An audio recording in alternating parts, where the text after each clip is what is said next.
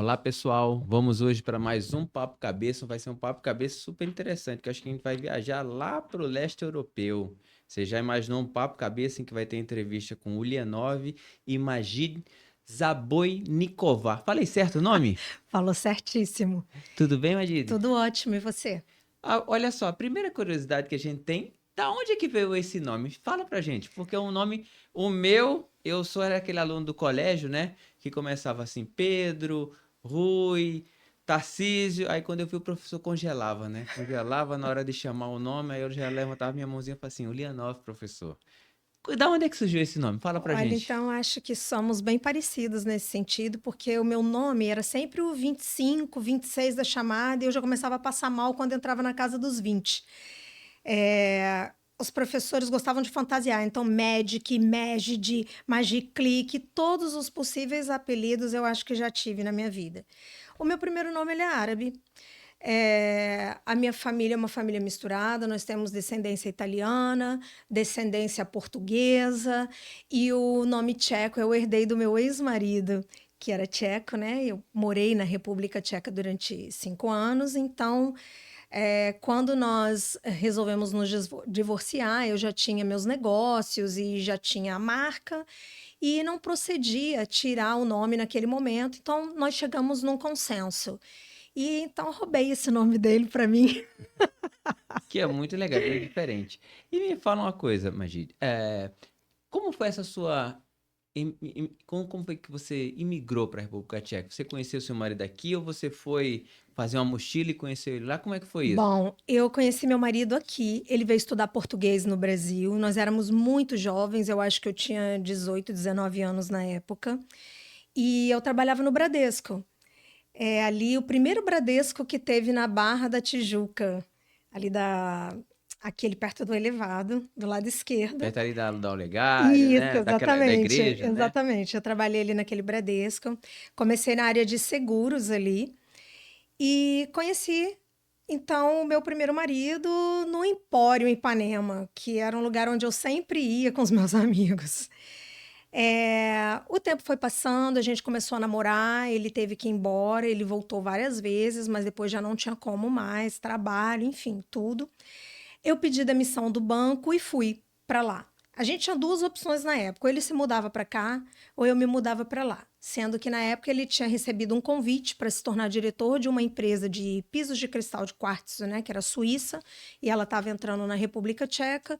Então o convite era irrecusável, eu acabei indo.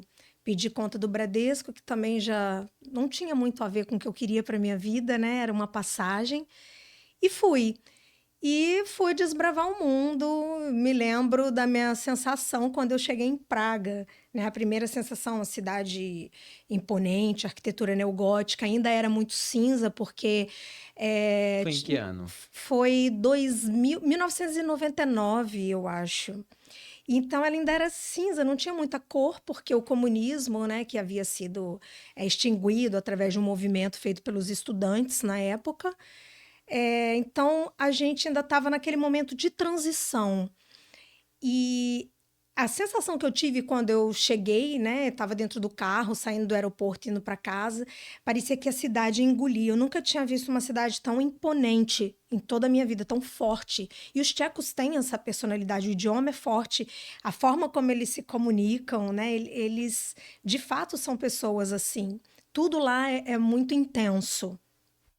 Essa é a E história. eu vou te falar, é uma cidade, eu conheço Praga, é uma cidade belíssima, muito. E eu me lembro que esse negócio dos tchecos ter as coisas muito, ter muito uma força, né? Muito deles, né? Eu me lembro que quando eu fui lá e falei assim, não, a cerveja que inventou foi aqui na República Tcheca, não foi em outro lugar no mundo. A cerveja começou aqui. Eles tinham essa birra, digamos, com os outros países que fabricavam cerveja, né? É, porque a República Tcheca ela é dividida em Boêmia e Morávia. Existe uma cidade na Morávia chamada Luhačovice, que é considerada a menina dos olhos, né, onde a gente tem muitos, eles chamam de Lazny, que são um espaço com águas termais, cada uma tem um benefício, cada uma é rica num mineral. Então, no verão, a população triplica nessa cidade de pessoas idosas ou com problemas de saúde que vêm de partes diferentes do mundo para se tratar lá. De contrapartida, na Boêmia existe toda a cultura da cerveja. E, de fato, a cerveja ela é muito boa. Eu te confesso que hoje eu não bebo mais álcool, já tem 4 anos, mas quando eu bebia e quando eu voltei da República Tcheca para o Brasil, foi muito difícil beber cerveja aqui de novo. E a gente ainda não tinha essas cervejas artesanais que temos hoje. Então, a cerveja que a gente tinha era Brahma, Skol, que parece uma água. A cerveja ela tem muito sabor. Ela, cada coloração, cada processo é bem assim, saboroso, forte, tem bastante caráter. Eles têm uma cerveja da Staropramen, que é uma cerveja que eles servem numa tulipa longa, e ela tem 3 colorações, e ela dança dentro do copo. Então, quando eles colocam, ela fica assim e não se mistura. A espuma dela, o colarinho, não mistura. Ele vai lá embaixo e volta. É uma coisa linda de ver. Sabe? Não é só gostosa de tomar, é linda de É ver. uma obra de arte, né?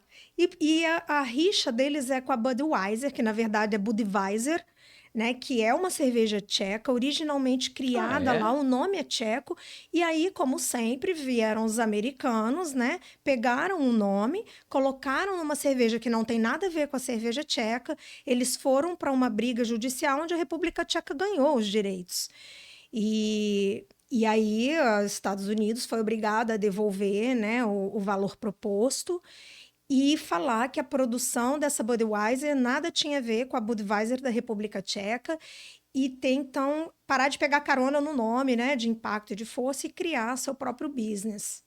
E daí nessa tua mudança, né? Você sabe, você me falou agora que trabalhava com seguros no Bradesco, né? É. E foi fazer lá gastronomia. Da onde é que surgiu essa vontade de fazer gastronomia? A minha família é muito gastronômica, né? Minha mãe, minha tia, minha avó cozinham alucinadamente bem. É o lado árabe?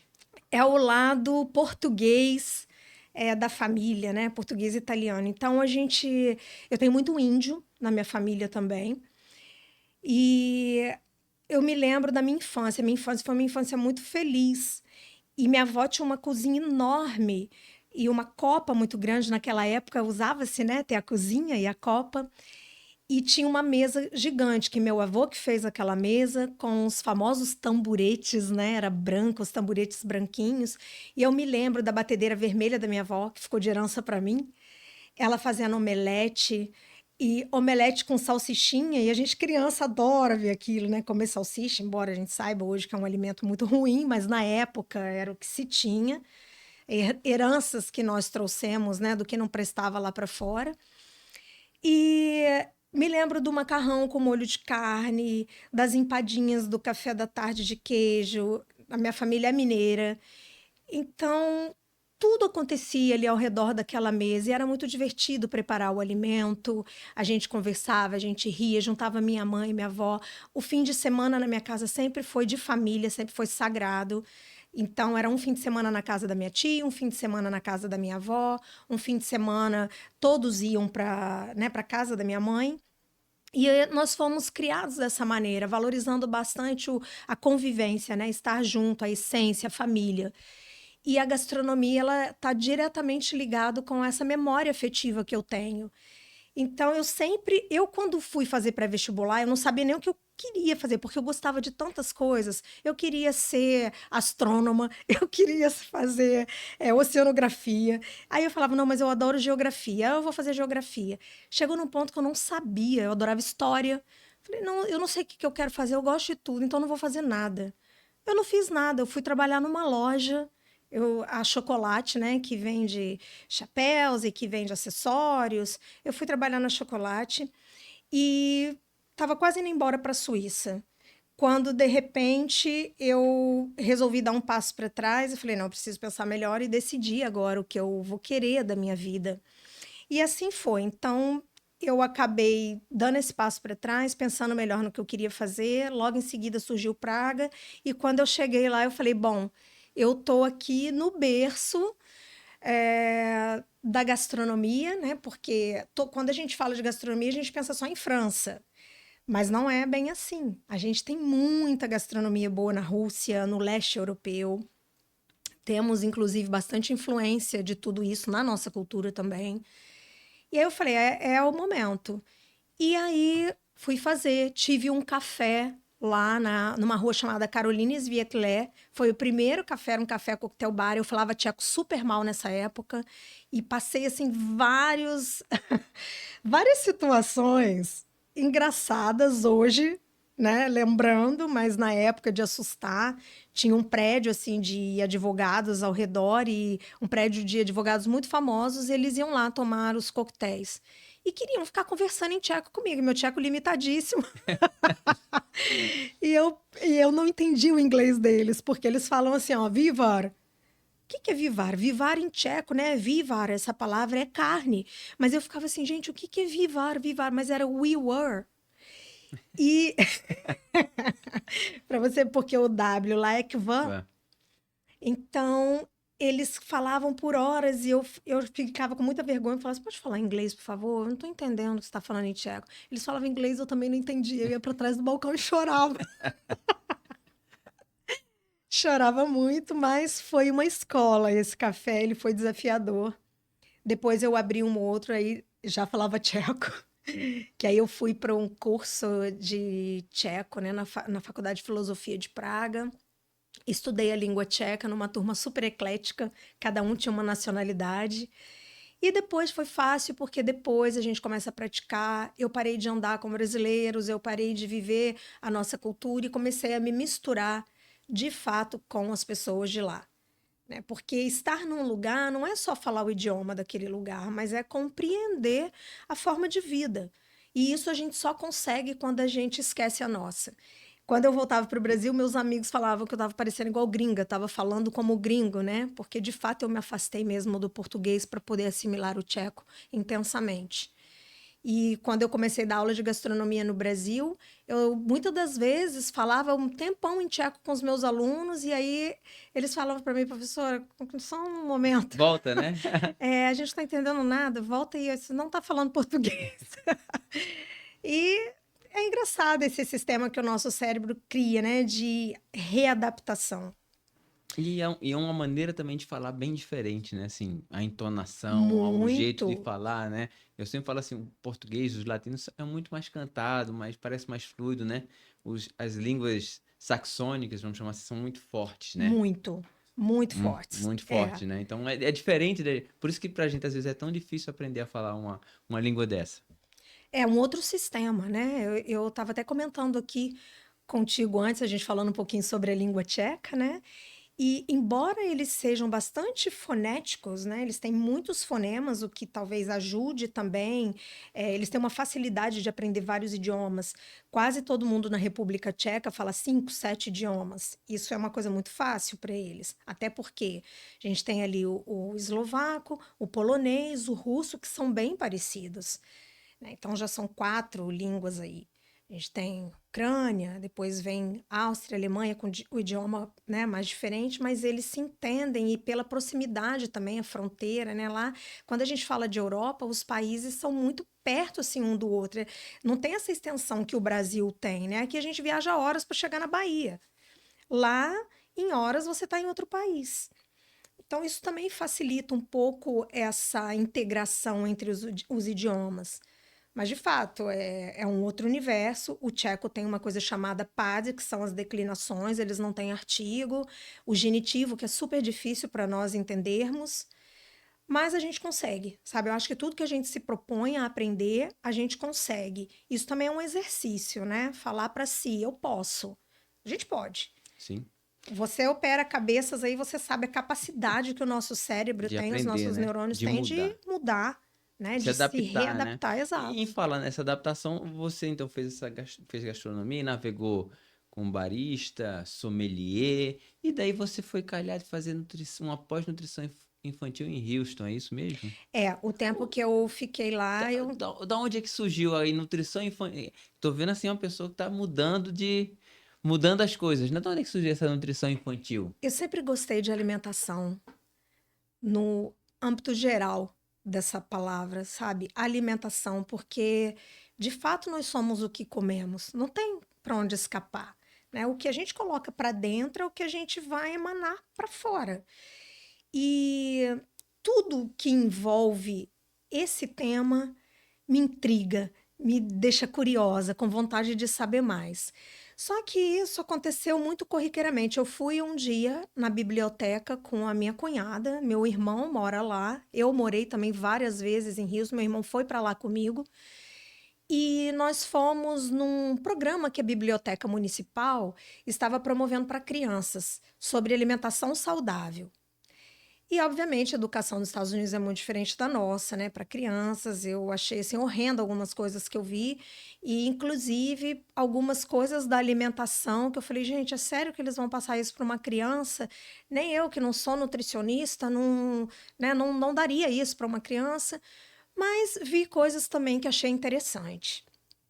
E aí começou a despertar esse interesse. Eu tinha um noivo americano na época, né? Nessa época, olha que loucura, né? Nessa época, eu estava na área do petróleo e gás. E eu rodava o mundo com isso, mas sempre terminava na cozinha dos hotéis onde eu morava. Os meus amigos todos eram chefes. Mas você saiu da República Tcheca direto para Houston ou deu uma passadinha no Brasil? Não, não. Na verdade, eu rodei a Europa quase toda. Eu venho também do balé, né? Eu fiz balé desde os meus 6 anos de idade. Eu dançava moderno e contemporâneo, eu dançava salsa. Eu tinha vários grupos de dança que eram paralelos às minhas outras atividades. E a gente entrava em turnê, então viajava muito ali pela Europa. E isso me proporcionou também conhecer muita coisa, né? E como eu te disse, eu sempre terminava em restaurantes, sempre terminava com, sabe, conhecendo pessoas da área gastronômica. E quando eu estava na Coreia, foi quando esse meu noivo americano falou para mim, falou: "Vem, você não acha que você está na profissão errada? Porque todo lugar que a gente vai, você tem amigos que são chefes e você está sempre cozinhando para alguém". Eu falei assim, eu acho que eu tô mesmo. Eu acho que eu acho que foi ótimo estar nessa área, mas de fato ela não me pertence. E foi assim, sabe? Eu comecei a fazer vários cursos na área gastronômica, né? Fui migrando, migrando até chegar em Houston, ter esse primeiro contato com a alimentação infantil. E o que me fez refletir muito sobre a importância da criança dentro de uma casa. Porque se você pegar um adulto para tratar, ele não vai mudar a casa. Mas se você pegar uma criança, ela muda todo mundo. Você começa a fazer alimentação para ela, ela aprende, ela começa a cobrar de você, ela se recusa a alimentar de outra maneira e ela muda os hábitos alimentares dentro da casa. Isso começou a me fascinar. Eu falei, bom, temos aqui um universo.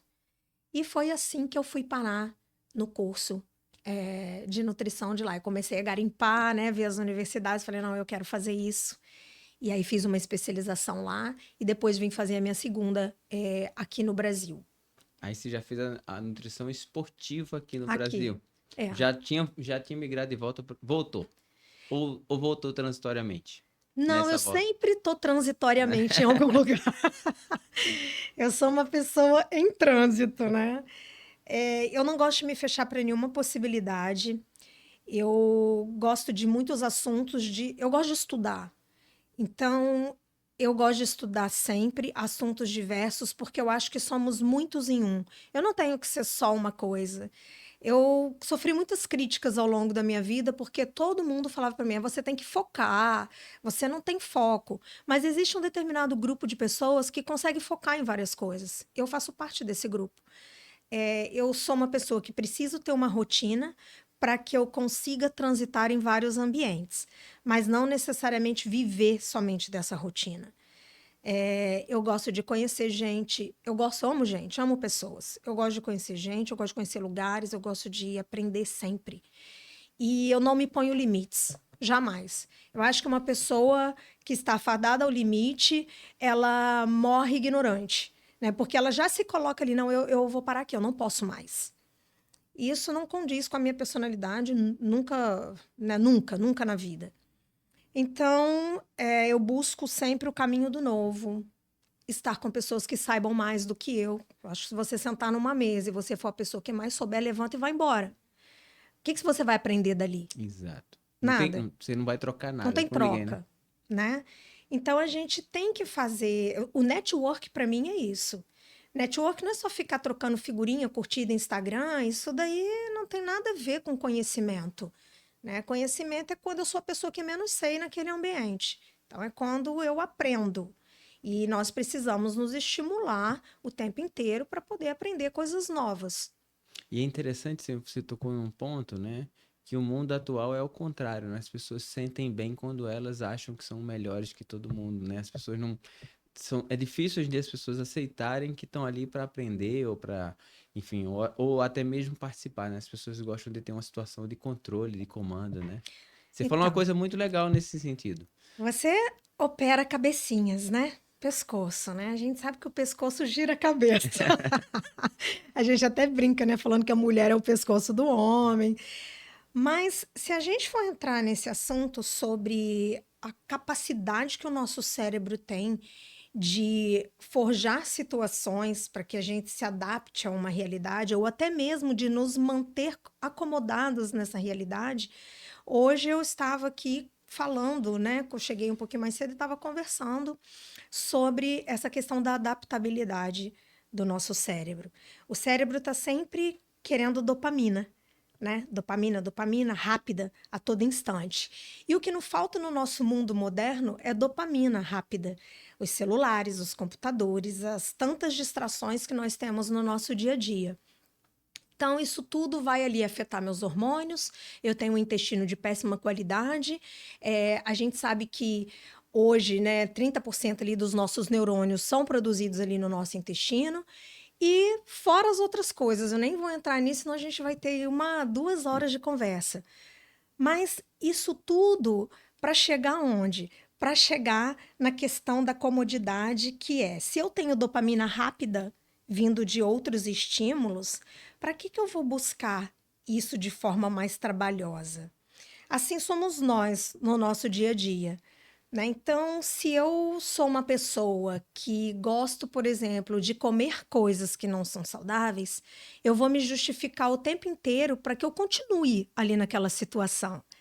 Né? Então, eu vou lá, vou deixar de fazer uma refeição boa e nutritiva, não vou comer na hora do meu almoço, para que eu coma um pedaço da minha torta favorita depois, com a desculpa de que eu não almocei. Então, eu tenho cotas de caloria que eu ainda posso consumir. Né? Então, o meu cérebro está ali armando essa artimanha para que eu não me sinta culpada. E eu já sou muito boa em estar nesse lugar miserável, porque ali eu tenho justificativa. Então, sair desse lugar é o mais difícil. Essa é a parte difícil de qualquer mudança na vida. Não estou falando só de dieta, estou falando de mudança, de novas perspectivas. Porque todas as vezes que eu tento sair, meu cérebro vai falar que aqui você é muito boa, fica aqui, aqui você já Fica na tua zona de conhece. conforto, né? Fica aqui. Né? Essa é a tal zona de conforto, falando de um ponto de vista um pouquinho mais distante. Uhum. E nessas mudanças todas e você sair, vamos dizer assim, você com essa tua vontade de sair dessa zona de conforto, né? Aí surgiu o Biofood, né? Me fala o que é o Biofood? A Biofood é uma equipe multidisciplinar, né, na área médica, na área da saúde. Nós temos nutricionistas com especializações diferentes, né? Tem eu que atuo na área infantil, como eu lhe disse, mas dentro da Biofood, muito mais na área esportiva. Tem a Ana Beatriz, que é nutricionista estética e clínica. Temos endocrinologistas, psicólogos comportamentais, personais e médicos. Eu sou calor em medicina, a Ana Beatriz também, né? Está no 2º ano de medicina. De certa forma, eu acho que quase todo mundo dentro da nossa equipe tem também algumas especializações e está se tornando médico. Né, a gente tem que ir um pouquinho mais longe sempre. Então, ela é uma equipe que tem também uma outra equipe farmacêutica, porque nós temos a nossa própria farmácia, nós temos uma parceria, né, com uma farmácia, um grupo de farmacêuticos, então todos os nossos produtos são certificados pela Anvisa, são produtos muito sérios. A fórmula foi desenvolvida por mim, pelos nutricionistas da Biofood, e também por uma farmacêutica em específico, que foi quem começou conosco. E começou em que ano, mais ou menos, a A Biofood? Biofood é muito jovem. A Biofood começou ano passado. E ela já estava assim no papel, a gente já tinha alguns projetos, mas ela começou de fato com um amigo meu de infância, que é um dentista, né, que trabalha na área de estética.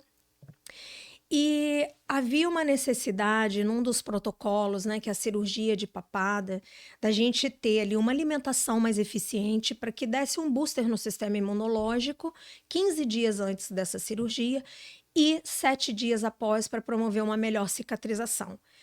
Porque alguns pacientes, né, nem todo mundo tem hábitos saudáveis e tem paciente que fuma, tem paciente que bebe muito. Então a gente tentava nesse período fazer com que esse paciente entendesse a importância dele se alimentar bem para que o pós, tanto o pré-operatório quanto o pós-operatório, fosse de sucesso. E ele tivesse uma boa cicatrização, uma recuperação mais rápida, porque isso é possível com uma alimentação planejada. Alimentação planejada ou até mesmo suplementação. Mas eu ainda bato na tecla da boa alimentação em primeiro lugar. Tá? A gente precisa sair um pouco assim do modismo de só a suplementação. Não é isso. Cada corpo é uma estratégia diferente, um universo, né? Até porque o nome é suplementação, né? Isso você tem que. É alguma Exatamente. coisa para suprir um déficit que você não conseguiu, né? Mas o ideal é você conseguir suprir com o que a natureza te dá, né? Exato. A gente tem algumas questões, né? A gente entra assim na menopausa, a mulher na menopausa, o homem lá na andropausa, tudo muda no corpo, e até 10 anos antes disso acontecer, a gente já começa a ter um declínio hormonal muito grande. Mas é preciso informações sérias para a gente entender o que é importante de fato dentro da suplementação para você, né? E para a gente conseguir constatar isso, precisa de um exame clínico.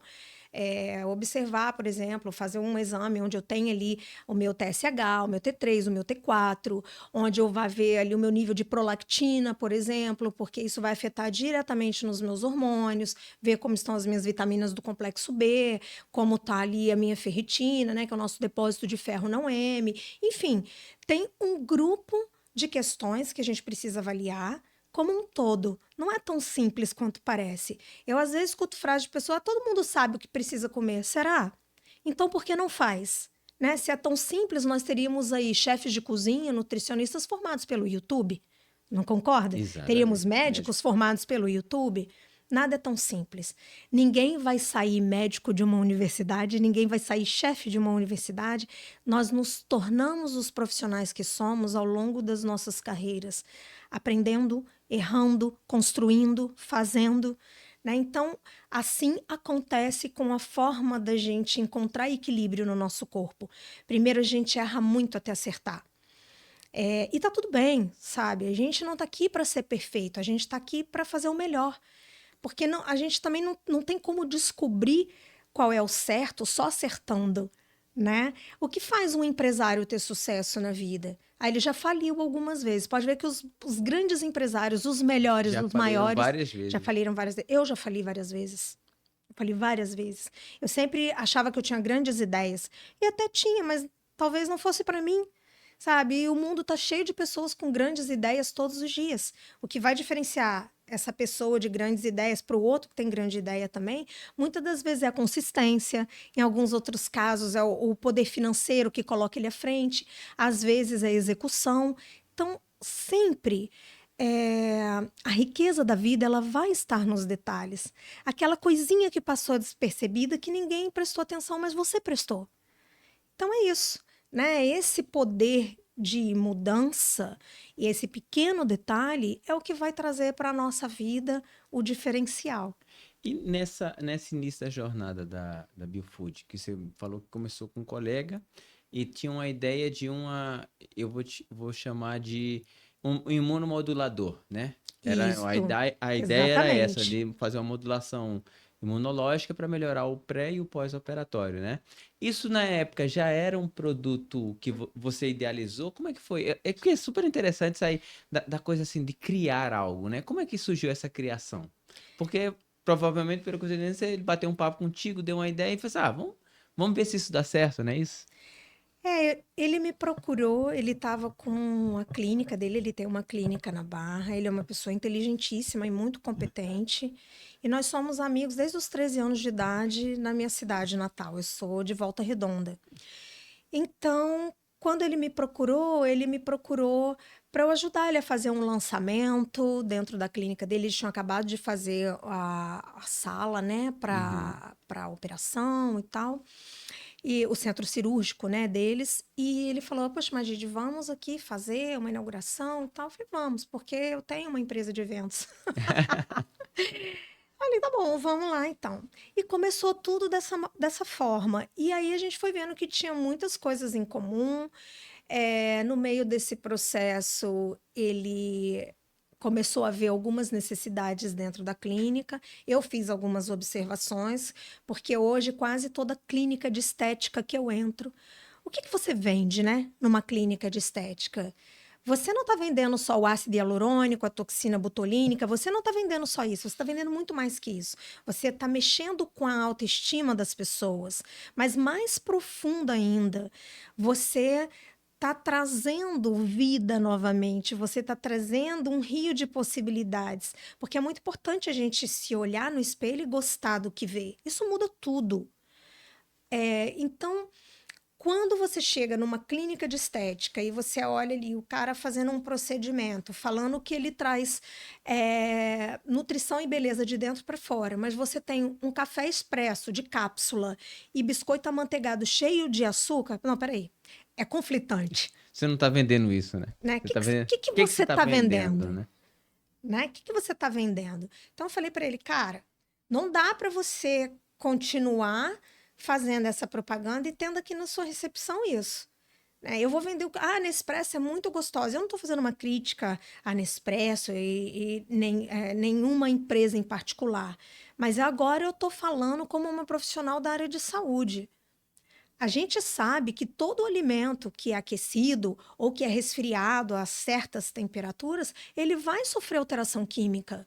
A mesma coisa, quando eu jogo uma água quente no café, é diferente de jogar uma água fervendo no café. Quando eu jogo quente, eu vou extrair algumas coisas. Se eu jogo fervendo, eu vou extrair outras. Na Itália, eles gostam muito de tomar o ristretto, né? Que é o um dedo de café. Porque ali naquele um dedo eu tenho as melhores propriedades do café. Depois começa a vir o que não presta. E a gente tem mais de 2.000 toxinas ali dentro. É igual cigarro. Então a cápsula, quando eu aqueço, a cápsula é feita de quê? Alumínio. Alumínio. Para onde vai esse alumínio? Para o alimento. É igual aquecer comida dentro de vasilha plástica, de Tupperware, né? Então, o problema é que você coloca comida ali, o microplástico ele não vai passar imediatamente para a comida, mas é no aquecimento que ele migra. A mesma coisa acontece com o café de cápsula. Aí eu vou lá e meto um biscoito açucarado para dentro. 1 quilo de açúcar, eu pau, aquele pico de insulina, já logo na entrada da clínica. Na entrada da clínica, qualquer coisa que eu coma depois, o café já não vai deixar absorver, né? Meu ferro já foi para as cucuias, aí eu tenho aquela falsa sensação de energia. Ai, que delícia, eu tô aqui, vim fazer um botox, vou tomar meu café de cápsula e comer meu 1 quilo de açúcar. Então a gente precisa ter verdade no que propõe, precisa ser a verdade do que diz para as pessoas. Se eu vendo para você saúde de dentro para fora, ela precisa ser pensada em todos os âmbitos. Então, a Biofood surgiu criando protocolo para clínicas, protocolo de entrada para clínicas. Mas o que, que começou a acontecer? O que a gente vê acontecer no Brasil. O brasileiro tem o péssimo hábito de não vestir a camisa. Né? Ele começa a trabalhar para você, você paga todos os cursos de aperfeiçoamento para ele, depois ele vai e monta o mesmo negócio para competir com você, que é uma mentalidade totalmente diferente que a gente tem lá fora. E isso aqui causa um problema porque eu poderia ter parcerias de sucesso, né? Então, um abre porta para o outro. Se eu vou lá e coloco para você um protocolo desse, o paciente chega, ele vê um diferencial na sua clínica. Embora eu sempre tive aqui um lema comigo, porque eu acho que qualidade nunca foi diferencial. Qualidade é exigível. Você tem a obrigação de oferecer qualidade no seu serviço, senão, meu bem, que profissional você é, né? Mas já outras coisas a gente pode considerar como diferencial. O fato de você pensar 360 graus sobre o seu paciente, o fato de você ter um produto de qualidade na entrada, de você treinar tua secretária, de você ter um sistema financeiro acoplado a isso para médicos, dentistas, spas, né? Um sistema de gestão para quem trabalha com isso. Então, isso é o que a gente oferece. A gente não oferece só alimento. A nossa chama Biofood a comida que cura. Porque ela cura mesmo. Essa comida ela é suplementada. Agora, ela não é suplementada de uma forma genérica, ela é suplementada para você. Tudo nosso é exclusivo, nosso protocolo é exclusivo. Tem uma série de coisas que a gente analisa antes de montar uma dieta. Então, a Biofood nasceu dessa maneira e depois ela foi tomando corpo, né? A equipe foi crescendo, a gente foi vendo a necessidade de ampliar para que a gente pudesse ter esse tratamento 360 graus.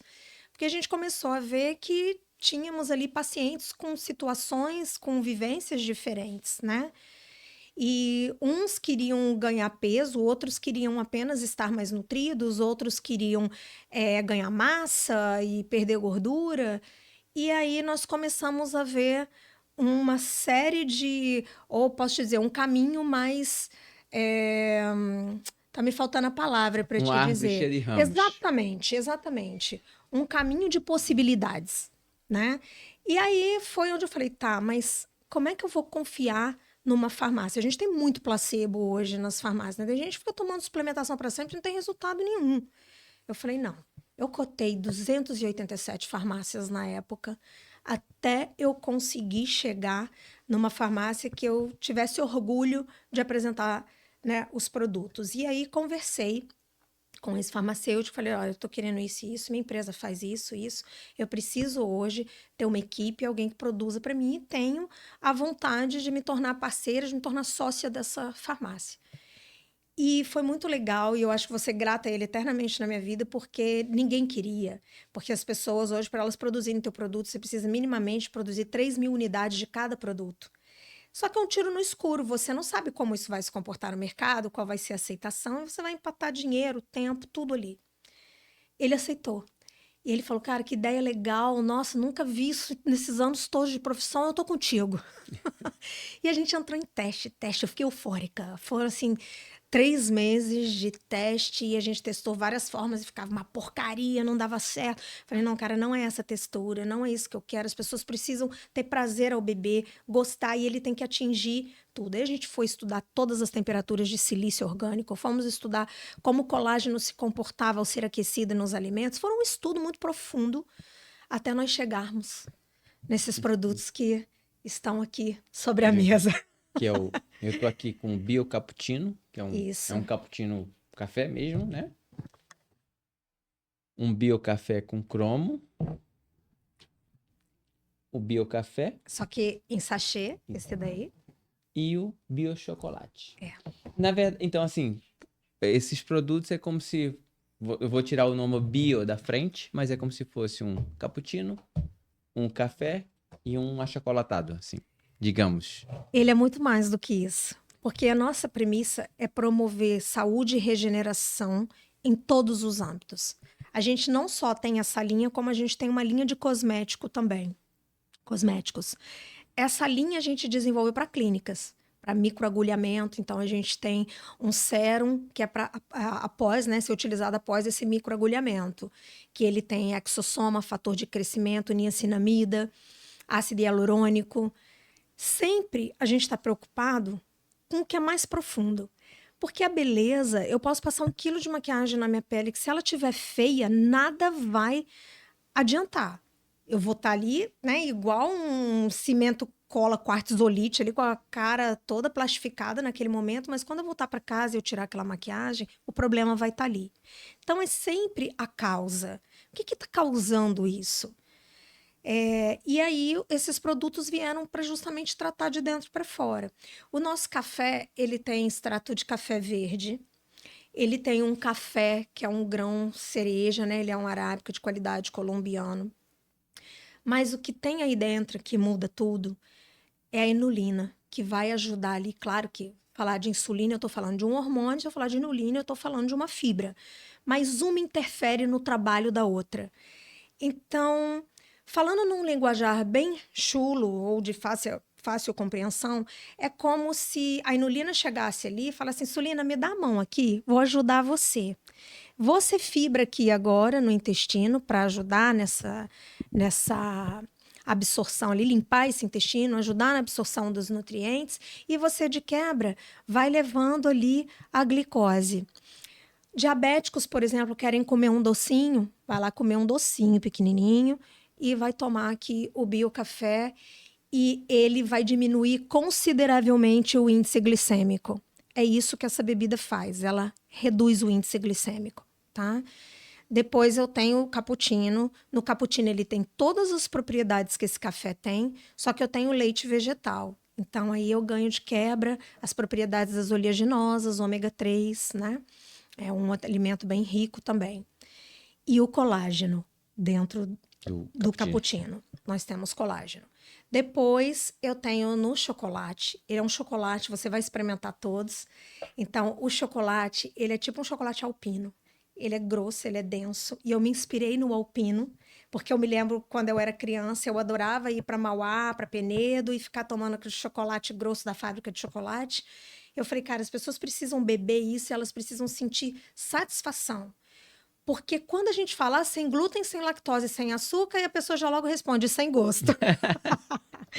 Então a gente precisa provar que não é assim, que os alimentos eles podem ser saudáveis, nutritivos e gostosos, prazerosos. Essa foi a minha jornada na gastronomia, sabe? Pegar e readaptar a comida. Pegar tudo que a gente mais gosta de comer, mas que não faz bem, transformar em algo nutritivo e saboroso. Esse é o desafio quando a gente fala de alimentos assim.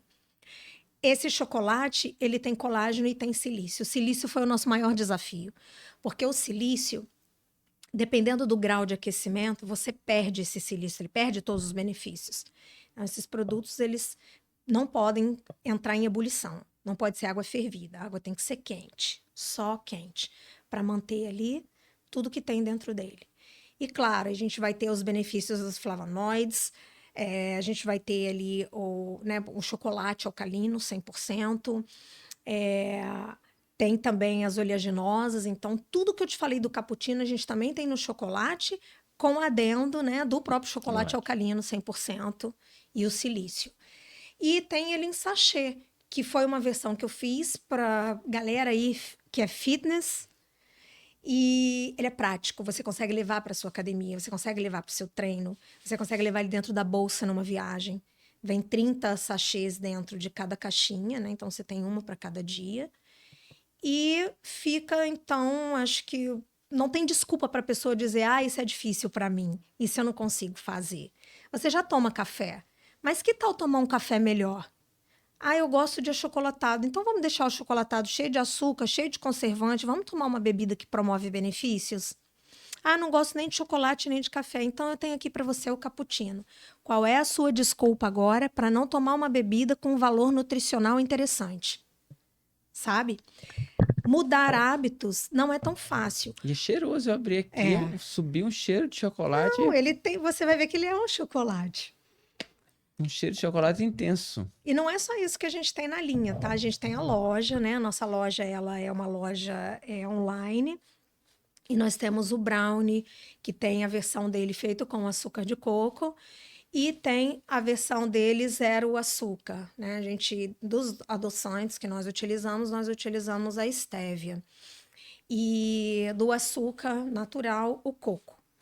Lembrando que tem uma grande diferença, né, no alimento saudável para o alimento diet. A gente utiliza o açúcar de coco, não é porque ele não tem calorias, não é isso. Todo açúcar é igual, todo açúcar vai ter caloria. Mas o açúcar de coco, por ele ser da seiva da palmeira, a gente consegue preservar ali os minerais do solo, então ele tem alguma coisa além de Não só é só calorias. açúcar, né? Exatamente. Mas continua sendo açúcar, né? Não tem milagre. E isso é uma coisa importante, que assim, várias pessoas já vieram aqui e a gente sempre frisa nisso. Não tem nada a ver o saudável com diet. Saudável, confusão, né? saudável é saudável, diet é diet. Então, as pessoas confundem isso, né? Confunde diet, light e saudável. Ah, eu como comida japonesa porque é saudável. Tá. Vamos olhar o mercado, né? Hoje os nossos peixes, nosso salmão não é salmão, ele é uma truta salmonada. A maioria deles é feita em cativeiro. Se um fica doente, outro fica. Antibiótico antes, durante e depois. Até quando o peixe está morto, ele leva ali um antibiótico quando ele sai do cativeiro. A gente tem hoje o verme do salmão, que é um problema sério. Depois, a gente tem o salmão, que é um peixe gordo. Ah, super saudável para dieta. Não é bem assim, meu bem. Para cada caso, um caso. É o que eu falei antes.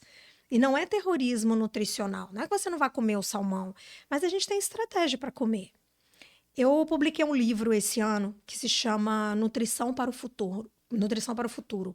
Como a ordem de comer impacta no metabolismo. Se você sabe biologia, se você aprende biologia, você deixa de ser um curioso na internet. Porque você vai começar a entender como o seu corpo funciona. E as estratégias para que você se alimente de uma forma correta e não precise abrir mão de todas as coisas que você goste, mas que você aprenda como comer. A maioria das pessoas não sabe. E não sabe porque também ninguém quer que saiba, ninguém quer que aprenda. Porque é muito fácil quando a gente está cego, né? Eu vou comer qualquer coisa que me sugerirem, eu vou aceitar qualquer coisa que me impuserem. O conhecimento, ele é esclarecedor, ele nos leva sempre adiante e nos torna questionadores. E quando a gente questiona, a gente vai buscar esclarecimento, vai buscar conhecimento. Essa linha da Biofood foi feita para pessoas assim, que querem mudar, que querem ser a sua melhor versão. Não precisa ser perfeito, ninguém é. Mas que buscam isso, buscam a melhor versão de si. Né? A gente está aqui para promover performance. Seja você que quer ganhar massa, ou seja você que quer ter só uma vida saudável, porque, obviamente, quando você tem essa vida saudável, você vai ganhar massa, você vai perder Naturalmente gordura. vai acontecer isso, né? Vai acontecer isso. Né? Definição do corpo é uma coisa que vem com o tempo, com o treino. Então, quem também não consegue ela rápido, um dia vai conseguir. Mas a gente não está aqui para correr, para prometer fórmulas mágicas, não. A gente está muito preocupado com nutrição. E, obviamente, quando um indivíduo, ele está nutrido, ele alcança todos os objetivos dele. Alguns em 3 meses, outros em 6, outros em 9, outros em 1 ano. E o importante é você não trazer o tempo do seu amigo para o seu tempo. Né? O seu corpo tem um outro metabolismo. Ele vai funcionar de outra maneira. Você tem que saber que você é um indivíduo único. Essa é a beleza da vida, ser único. Né? A gente sabe assim, o meu filho não é igual a mim, saiu de mim, eu que gerei, ele não é igual a mim. Então, como é que eu posso querer pegar a dieta do meu amigo e fazer? É óbvio que eu não vou ter resultado. E o que eu falo assim, às vezes o mais importante não é o resultado, é a jornada, né? Quanto melhor for tua jornada, o resultado vai vir nesse momento que é seu, é único. Não adianta a gente querer se espelhar em ninguém, porque nós somos completamente diferentes uns dos outros. Com certeza. A gente hoje tem um problema que é o que eu te falei da internet virar terra de ninguém, né? Cheio de informação. Eu achei super bacana o seu podcast, o seu programa, essa vontade de levar informação para as pessoas, de compartilhar isso, né? Pegar uma parte do seu tempo, vir aqui e fazer. Né? Falar, olha, eu tenho informação, mas também posso chamar pessoas que têm vários outros tipos de informação e a gente trazer um momento do dia enriquecedor. Ninguém entra aqui e sai o mesmo. E ninguém que ouve jamais será o mesmo. E a pessoa que mais aprende aqui sou eu. Cada vez mais eu tô aprendendo aqui. Mas olha só, nosso tempo tá estourando. A gente vai provar aqui ao vivo ou não? Eu não sei se a gente vai conseguir por causa da água, né? Tem que esquentar. Ah, então olha só, eu vou provar sozinho depois aqui com ela, mas depois eu vou falar para vocês como é que foi essa experiência. Mas, Gide, muito obrigado pela Obrigada a presença. você. Foi um papo maravilhoso, aprendi muito. Obrigado. Obrigada a você, foi um imenso prazer. Obrigada, pessoal, por assistir. E continue assistindo para que ele traga mais conteúdos como esse e melhores também, né? Muito obrigado. Obrigada.